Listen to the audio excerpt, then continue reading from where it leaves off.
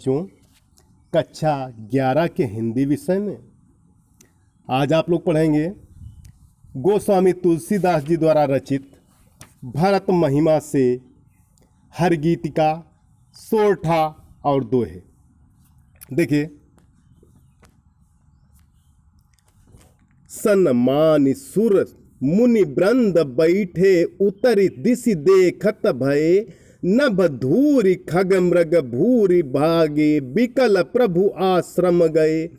तुलसी उठे अवलोकि कारण, काह चित सचकित रहे।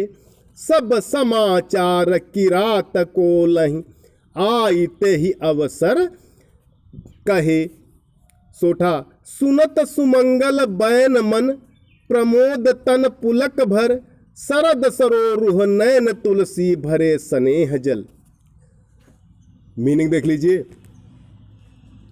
उत्तर दिश यानी उत्तर दिशा, धूरि माने धूल, भूरि माने अत्यधिक, अवलोक माने देखकर, प्रमोद माने आनंद, सरोरुह माने कमल।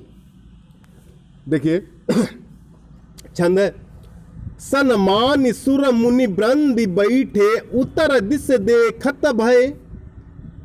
यहां भरत के आगमन से जंगली जीवन में मची व्याकुलता का सुंदर वर्णन किया गया है।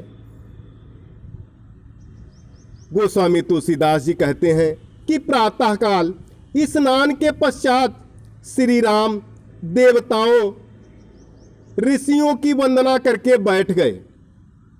गोस्वामी तुलसीदास जी कहते हैं कि प्रातः काल स्नान के पश्चात श्री राम देवताओं और ऋषियों की वंदना करके बैठ गए और उत्तर दिशा की ओर देखने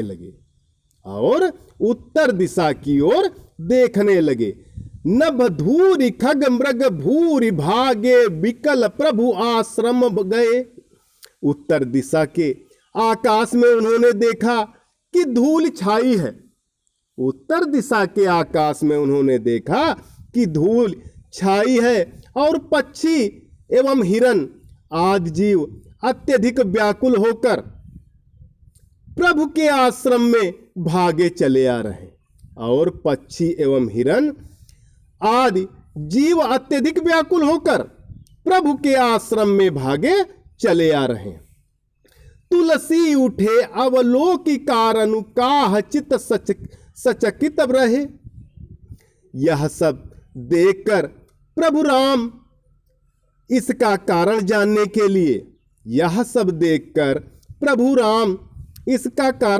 के लिए, अपने स्थान से उठ खड़े हुए। उनका मन आश्चर्यचकित हो गया। सब समाचार किरात को लहि, आयते ही अवसर कहे। उसी समय कोल भीलों यानी आदिवासियों ने, आदि ने आकर बताया कि उनसे मिलने भरत जी सेना सहित आ रहे हैं। उसी समय कोल भीलों आदि ने आकर बताया कि उनसे मिलने भरत जी सेना सहित आ रहे हैं। आगे देखिए, भरत ही होइन राज मधु, विधि हरिहर पद गा पाई। कबहु की काची सी करन, सीर सिंधु बिनसाई। देखिए, कोल भीलों के ये सुंदर वचन सुनकर श्री राम का मन आनंद से भर गया। उनका मन पुलकित हो गया। आगे दोहा देखिए, भरत होइन राज मधु, विधि हरिहर पद पाए। कबहु की कांची सी करन, क्षीर सिंधु बिनसाय। मीनिंग देख लीजिए इसमें।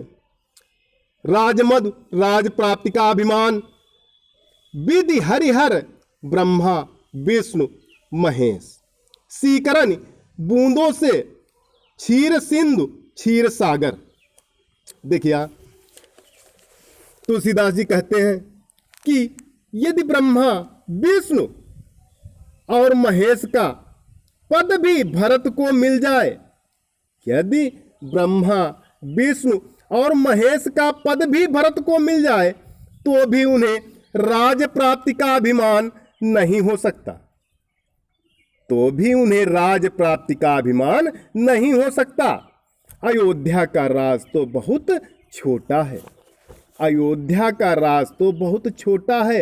राम कहते हैं कि कांची की छोटी सी बूंद से, कि कांची की छोटी सी बूंद से क्या क्षीर सागर को नष्ट किया जा सकता है? राम कहते हैं कि कांची की छोटी बूंद से क्या क्षीर सागर को नष्ट किया जा सकता है? अर्थात तात्पर्य है कि जिस प्रकार कांची की छोटी सी बूंद क्षीर सागर को गुण विहीन नहीं कर सकती, जिस प्रकार कांची की छोटी सी बूंद क्षीर सागर को गुण विहीन नहीं कर सकती, उसी प्रकार भरत को राज प्राप्ति का अभिमान नहीं हो सकता है। भरत की महानता के सम्मुख अयोध्या का राज तो बहुत छोटा है। भरत की महानता के सम्मुख, भरत की महानता के सम्मुख अयोध्या का राज तो बहुत छोटा है। इसलिए भरत के मन में अयोध्या के राजा होने का अभिमान उत्पन्न होने से संबंधित आशंका पूर्णतः निर्मूल है, मिथ्या है। आगे देखिए,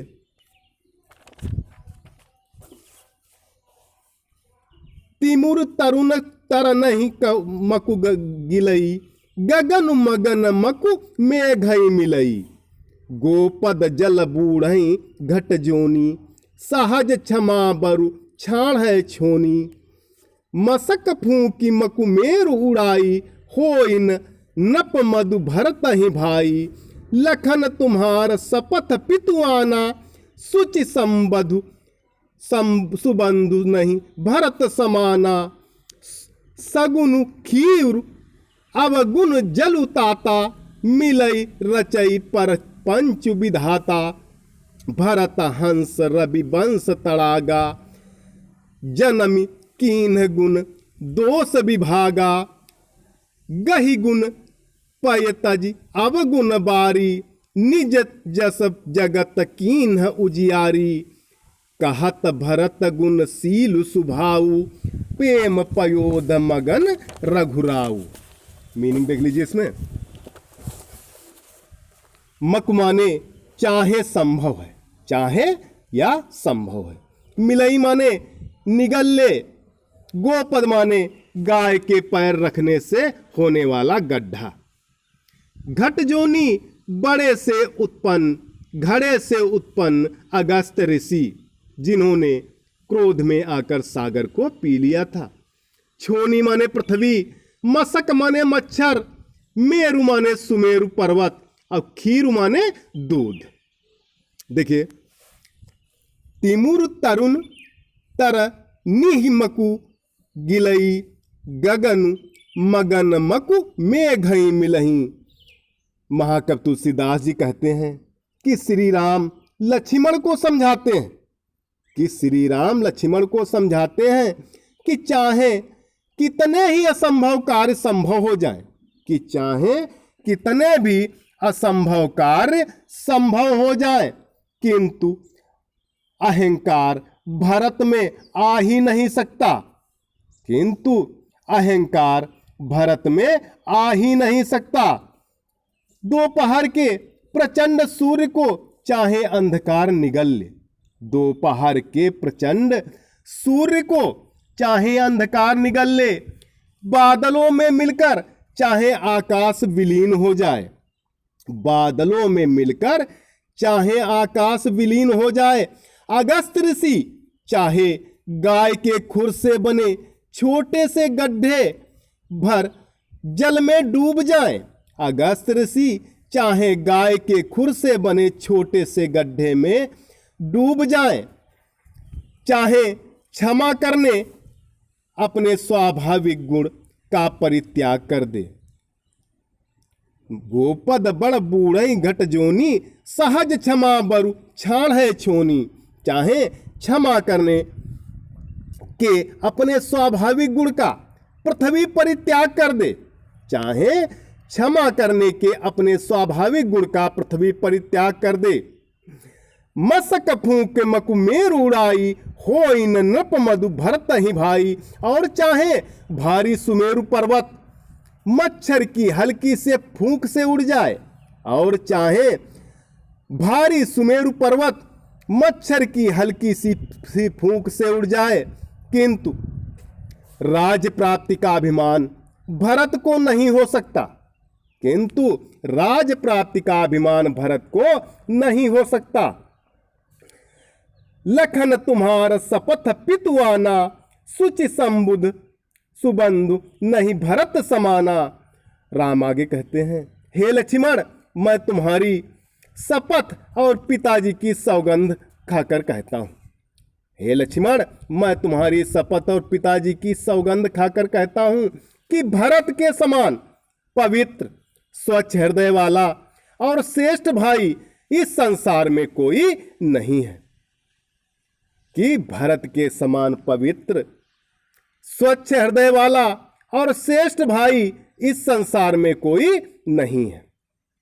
सगुन खीरु अवगुण जलु ताता, मिलई रचई पर पंच विधाता। श्रेष्ठ गुण रूपी दूध, श्रेष्ठ गुण रूपी दूध और अवगुण रूपी जल को मिलाकर ब्रह्मा ने इस सृष्टि की रचना की है। श्रेष्ठ गुण रूपी दूध और अवगुण रूपी जल को मिलाकर ब्रह्मा ने इस सृष्टि की रचना की है। भरत रूपी भरत हंस रवि वंश तड़ागा, जन्म कीन गुण दोष विभागा। भरत रूपी हंस ने सूर्य वंश रूपी तालाब में जन्म लेकर, भरत रूपी हंस ने सूर्य वंश रूपी तालाब में जन्म लेकर गुण और दोषों को अलग अलग कर दिया है। भरत रूपी हंस ने सूर्य वंश रूपी तालाब में जन्म लेकर गुण और दोषों को अलग अलग कर दिया है। अर्थात गुण रूपी दूध को ग्रहण करके उन्होंने अवगुण रूपी जल को त्याग दिया है। अर्थात गुण रूपी दूध को ग्रहण करके उन्होंने अवगुण रूपी जल को त्याग दिया है। गहि गुण पय तज अवगुण बारी, निज जस जगत कीन उजियारी। अपने यश से संपूर्ण संसार को प्रकाशित किया है। कहत भरत गुणशील सुभाऊ, प्रेम पयोधि मगन रघुराऊ। इस प्रकार भगवान श्री राम भरत के गुणों और उनके शील स्वभाव का वर्णन करते हुए प्रेम रूपी सागर में मग्न हो गए। इस प्रकार भगवान श्री राम भरत के गुणों और उनके शील स्वभाव का वर्णन करते हुए प्रेम रूपी सागर में मग्न हो गए। काव्य सौंदर्य देख लीजिए। भाषावधि है, शैली गेय, अलंकार, अनुप्रास, रूपक और अतिशयोक्ति है। रस शांत रस है।